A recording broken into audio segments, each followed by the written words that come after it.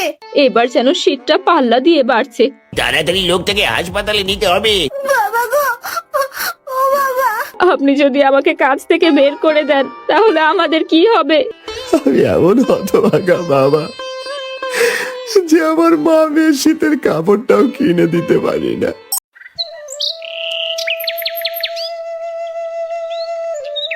মা, খিদের যন্ত্রণা যে আর সহ্য হচ্ছে না। বাবা তো কাজে গেছে, বাবাকে সত্যি খাবার আনবে? কাঁদিস না মা, তোর বাবা তোদের জন্য ঠিক খাবারের ব্যবস্থা করবে, দেখিস।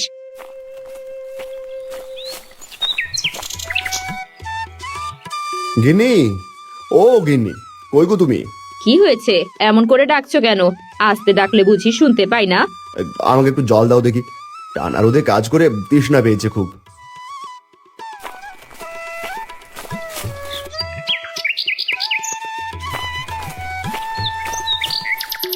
এই নাও জল।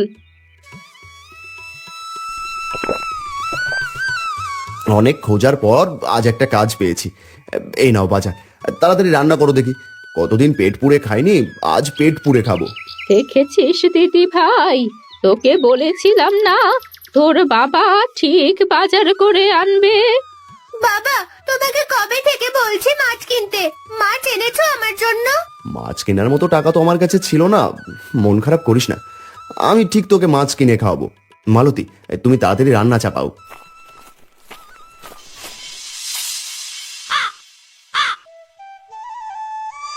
ওগো, শীত তো চলে এসেছে, ছেলে মেয়েদের শীতের কোনো কাপড় নেই, তার উপর আমাদের ভাঙা বাড়িটা। তোমাকে কতবার বললাম ঘরটা সারাতে, তুমি তো আমার কোনো কথাই শোনো না। গিনি, ঘরটা সারাতে অনেক টাকা দরকার, এত টাকা কোথায় পাবো আমি?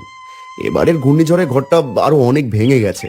ওগো, তোমাকে বলেছিলাম জমিদার বাবুর সাথে কথা বলতে, যাতে তোমাকে কিছু খেজুর গাছ দেয় কাটার জন্য, বাড়তি কিছু টাকাও পেতে। তুমি কথা বলেছিলে কি? বলেছিলাম গিন্নি, জমিদার বাবুকে অনেক অনুরোধ করার পরেও উনি আমাকে পুব মাঠের 15টা গাছ দিয়েছে, কিন্তু উনি বলেছেন গুড়ের অর্ধেক ভাগ দিতে হবে। অর্ধেক ভাগ? তাহলে আমাদের কি থাকবে গো? যাই হোক, উনি যে গাছ দিতে রাজি হয়েছেন এটাই অনেক। আমার রান্না শেষ, খেতে আসো। তিন্নি মা, খেতে আয়। আসছি গো মা।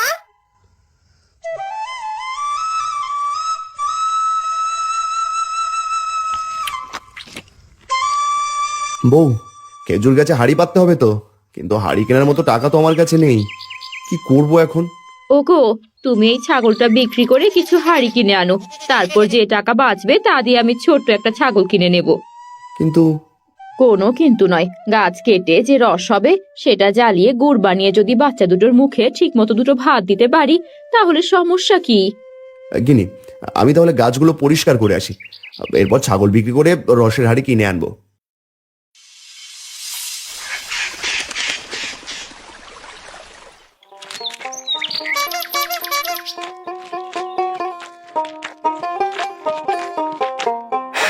এবার বাড়ি ফিরি, এরপর আবার আমাকে বাজার যেতে হবে, নাহলে হাটের বেলা শেষ হয়ে যাবে। হারান বাড়ি ফেরে তাদের ছাগল নিয়ে বাজারে যায় বিক্রি করতে। হারান ছাগল বিক্রি করে খেজুর গাছে পাতানোর জন্য হাড়ি কিনে বাড়ি ফিরে ঠিক তখনই না, মরে গেলাম গো। আহ!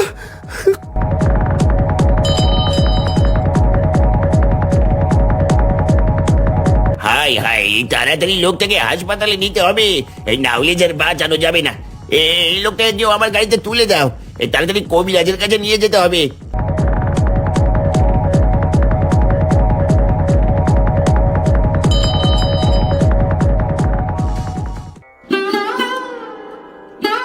ওনার দুটো পাই ভেঙে গিয়েছে, চিন্তার কোনো কারণ নেই, এই কিছুক্ষণের ভেতরেই জ্ঞান ফিরবে। আমি কিছু ওষুধ দিয়ে দিচ্ছি, এখন ওনাকে বাড়িতে নিয়ে যেতে পারেন। এই ধন্যবাদ কবিরাজ মশাই, আমি তাহলে ওনাকে বাড়িতে দিয়ে আসি।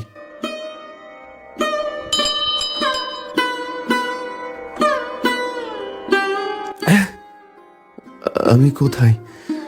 পা নাড়াতে পারছি না কেন? ও, এটা তো ঠেলা গাড়ি। উফ, পায়ে কি ব্যথা! কি হয়েছে আমার? এই তোমার দুটো পাই ভেঙে গিয়েছে ভাই, এই তুমি কিছুদিন হাঁটা চলা করতে পারবে না। ঠিক মতো ওষুধ খেলে তুমি আস্তে আস্তে সেরে উঠবে। হায় হায়, এটা আমার কি হলো? আমার বউ বাচ্চারা যে সবে না খেতে পেরে মারা যাবে। হে বিধাতা, তুমি কেন করলে আমার সাথে এমন? ওগো, তোমার হয়েছে কি? তুমি উঠতে কেন পারছো না? আসলে ভাবি ভাই রাস্তায় আসার সময় একটা গাড়ির সাথে ধাক্কা খেয়েছে, তারপর ওনার পা ভেঙে গিয়েছে। কবিরাজ বলেছে ওষুধ খাওয়ালে তাড়াতাড়ি সুস্থ হয়ে যাবে। হে বিধাতা, তুমি কেন এমন করলে? তুমি তো সবই জানো, এখন কি হবে? বাবা গো, ও বাবা, তোমার পা ভালো হবে তো? আমাদের এত কষ্ট কেন গো বাবা? কাঁদবেন না ভাবি, কাঁদবেন না। মারে কাঁদিস না। ভাইকে একটু ধরেন, দুজনে মিলে ঘরে নেওয়ার ব্যবস্থা করি।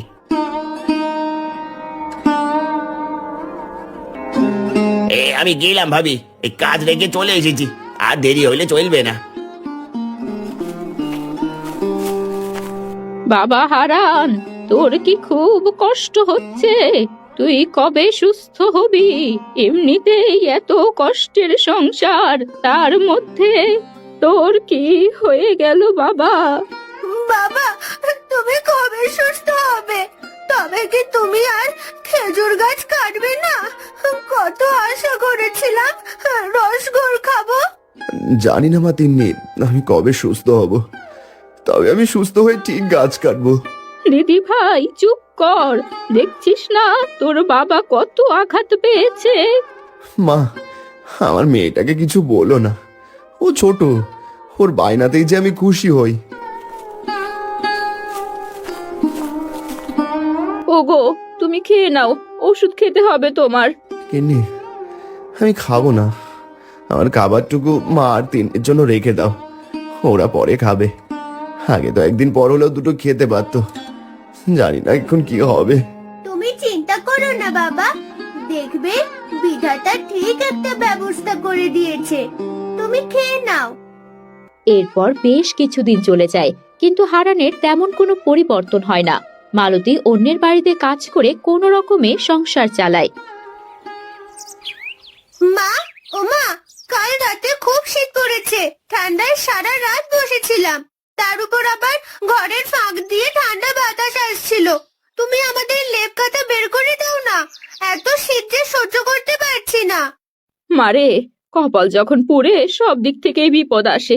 যে লেপ কাঁথা ছিল বের করে দেখি দূরে কেটে দিয়েছে, এখন এই অবশিষ্ট ছেঁড়া কাঁথাই পড়ে আছে। সবই তো বুঝতে পেরেছি বৌমা, তাহলে এই শীতে আমরা কি গায়ে দেব? এবছর যে শীত পড়েছে, একটু কষ্ট সহ্য করেন মা। ঠিক বলেছেন মা, এবার যেন শীতটা পাল্লা দিয়ে বাড়ছে, বিধাতা ঠিক একটা ব্যবস্থা করে দেবেন। আমি এমন হতভাগা বাবা যে আমার মা মেয়ের শীতের কাপড়টাও কিনে দিতে পারি না। ওগো, তুমি কেঁদো না। তিন্নি, তোর বাবাকে ঠিক মতো ওষুধ খাওয়াস, আমি জমিদার বাড়িতে যাচ্ছি কাজের জন্য।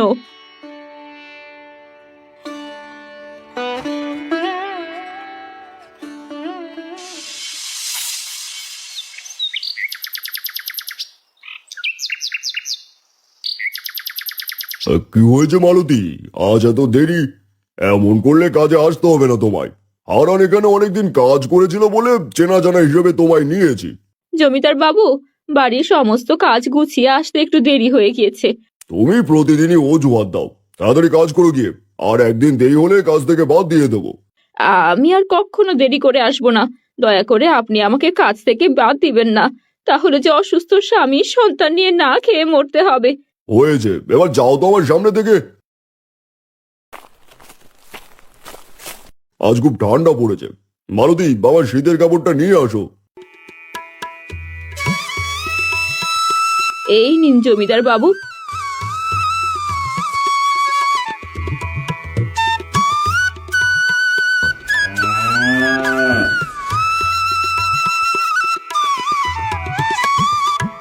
আগে জমিদার বাবু, আজ তো টাকা দেওয়ার দিন, যদি টাকাটা দিতেন তবে বেশ ভালো হতো।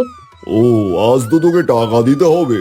জমিদার বাবু, আমাকে যদি এই মাসে কিছু টাকা বেশি দিতেন সমস্যা নেই, আমি কাজ করে টাকা শোধ করে দেব। অনেক শীত পড়েছে তো, মেয়েটার শীতের কাপড় কিনতে হতো।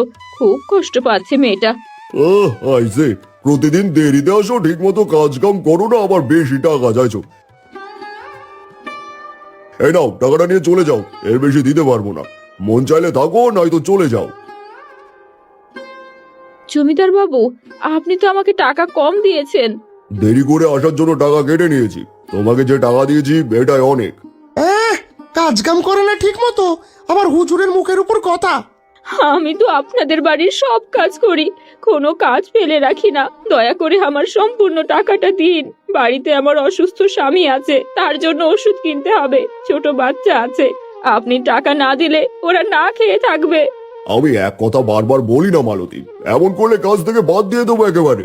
এখন আবার সামনে থেকে যাও। এখনো দাঁড়ায় আছো কেন? হুজুর কি বললো শুনলা না? সন্ধ্যা লাগছে, বাড়ি যাও।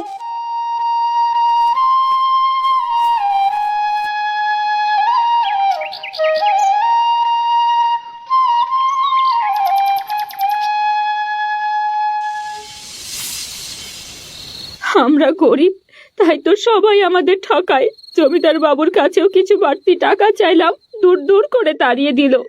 কেঁদো না গিন্নি, জানি না কবে হাঁটতে পারবো, তোমাদের কষ্ট যা দেখতে পাচ্ছি না। এ কি, তুমি তো শীতে কাঁপছো, জ্বর এসেছে নাকি? দেখি তো। আরে না, খুব ঠান্ডা পড়েছে তো, তাই ঘরের পাকা দিয়ে বাতাস আসছে।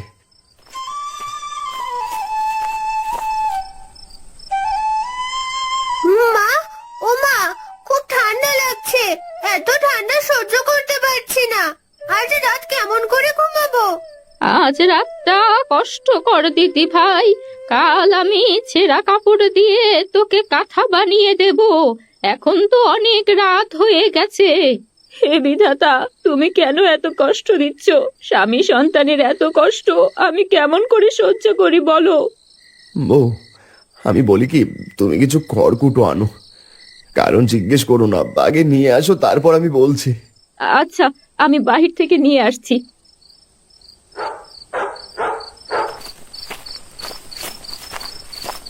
খড়কুটো দিয়ে কি করবে গো বাবা? আর তোর মা নিয়ে আসুক আগে।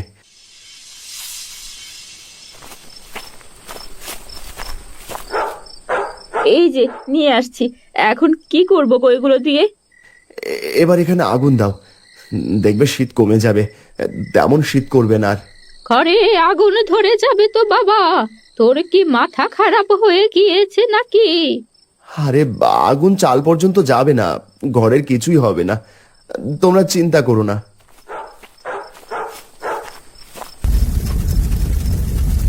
মা, তুমি আর তিন্নি আগুনের পাশে বসো। গিন্নি, তুমি আমাকে ধরে একটু আগুনের ধারে বসিয়ে দাও তো। বাবা, গায়ে আগুন লাগবে না তো? আমার কিন্তু ভয় করছে। কিছুই হবে না, আমরা ছোটবেলায় শীতে সবাই মিলে আগুনের ধারে বসে থাকতাম, কত গল্প করেছি সবাই মিলে। তুই ঠিক বলেছিস বৌমা, ছেলেটাকে এখানে বসিয়ে দাও।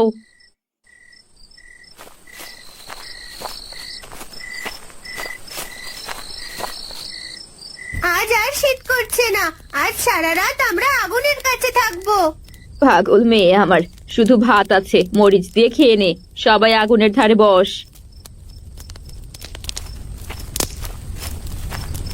শীত কমানোর জন্য আগুনের কাছে বসে থাকে হারান, মালতী, তিন্নি ও হারানের মা। আগুনের কাছে বসে থাকতে থাকতে এক সময় তারা আগুনের কাছেই ঘুমিয়ে পড়ে। দেখো গো মালতী, ওরা আগুনের কাছে ঘুমিয়ে পড়েছে গরম পেয়ে। না জানি শীতে কষ্ট করে কত রাত ঘুমায়নি। তুমি ভালো বুদ্ধি দিয়েছো, ওরা সারা রাত একটু শান্তিতে ঘুমোতে পারবে। আমি সারা রাত আগুন জ্বালিয়ে রাখবো, যাতে নিভে না যায়। তুমি ঘুমাবে না? সারাদিন কষ্ট করো, ওদের পাশে ঘুমাও দেখি একটু। না গো, ও যে আজ শান্তিতে ঘুমাচ্ছে, ওদের শান্তির ঘুম কেমন করে নষ্ট করি বলো? তুমিও ঘুমাও। কিন্তু কোনো কিন্তু নয়, আসো, তোমায় ধরে শুইয়ে দিচ্ছি।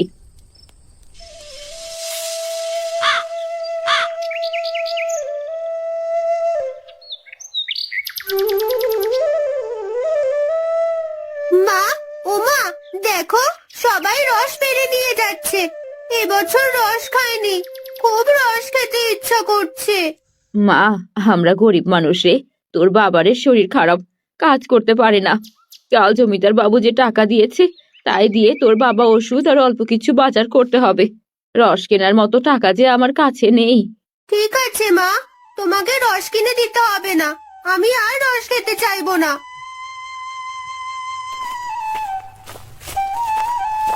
মা, ও মা, আমি জমিদার বাড়ি যাচ্ছি, আপনি আপনার ছেলেকে একটু দেখবেন। বৌমা, আজ তো রান্নার মতো কিছুই নেই, ছেলেটার ওষুধও 2 দিন আগে শেষ হয়ে গিয়েছে। আমি আসার সময় অল্প কিছু ওষুধ আর বাজার করে আনবো।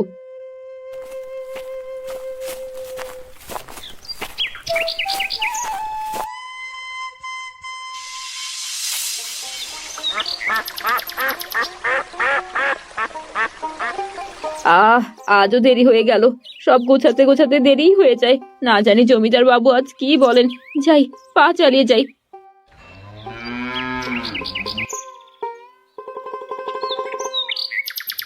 বলি, বাড়ির কাজ করার জন্য আমি অন্য লোক রেখেছি, তোমাকে আর কাজ করতে আসতে হবে না। কিন্তু জমিদার বাবু, আমি তো। কোনো কিন্তু নয়, তুমি এবার যাও, তুমি কাজে অনেক দেরি করে আসো, বাসি কাজ পড়ে থাকলে অমঙ্গল হয়। জমিদার বাবু, আপনি যদি আমাকে কাজ থেকে বের করে দেন তাহলে আমাদের কি হবে? এই কাজটাই যে আমার সম্বল। তুমি জানো আমি এক কথা বারবার বলি না, যাও বলছি।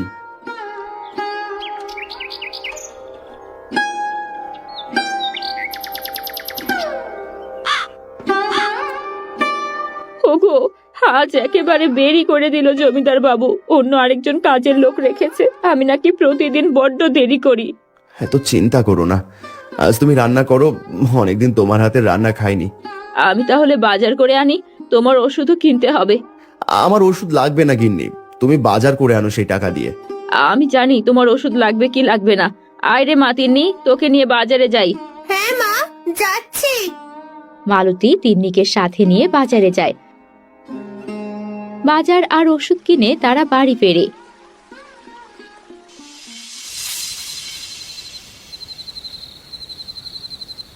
মা তিন্নি, বাজারের ব্যাগটা নিয়ে রাখ, আমি তোর বাবাকে ওষুধটা খাইয়ে দিয়ে আসি। আজও আগুন জ্বালিয়ে দাও মা, তাহলে একটু শান্তিতে ঘুমাতে পারবো। খেয়ে তো অনেক শীত করছে।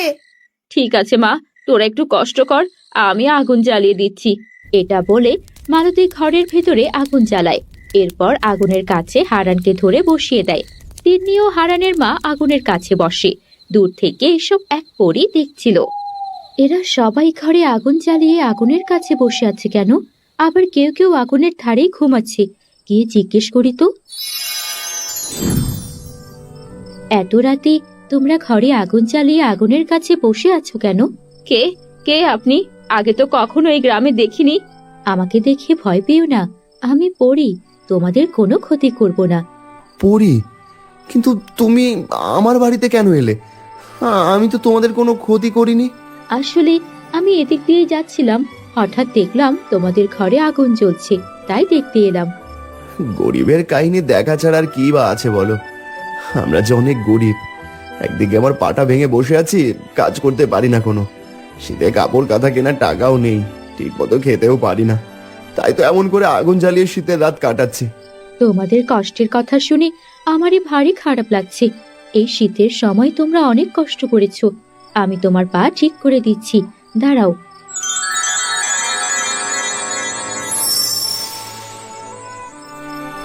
হ্যাঁ, আমি সত্যি দাঁড়াতে পারছি কিন্নি, দেখো। তাই তো, তোমাকে অনেক ধন্যবাদ পরি, তোমার এই উপকার আমি কোনো দিন ভুলবো না।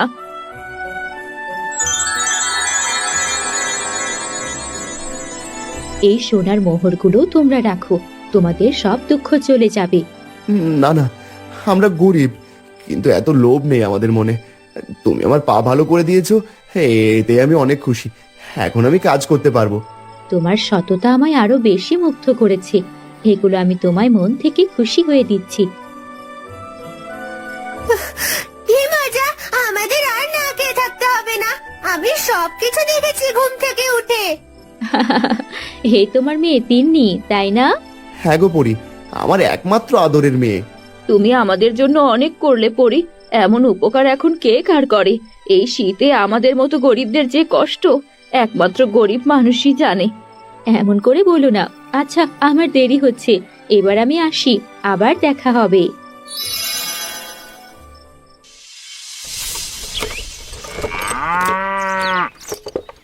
এবার শীতে আমাদের আর কষ্ট হবে না বাবা। তুই এই সোনা বিক্রি করে অন্যান্য গরিবদেরকেও দিতে পারবি, যাতে তারা শীতে কষ্ট না পায়। তাই হবে মা, আমি কালই সোনার মোহর বিক্রি করে কম বেশি সাহায্য করব সবাইকে। আর বাবা, আমি যে খেজুর রসের রস পিঠা খেতে চেয়েছিলাম, সেটা খাওয়াবে না? আমি ভুলিনি মা, এখনই তোর জন্য সকালে টাটকা রস আনতে যাচ্ছি।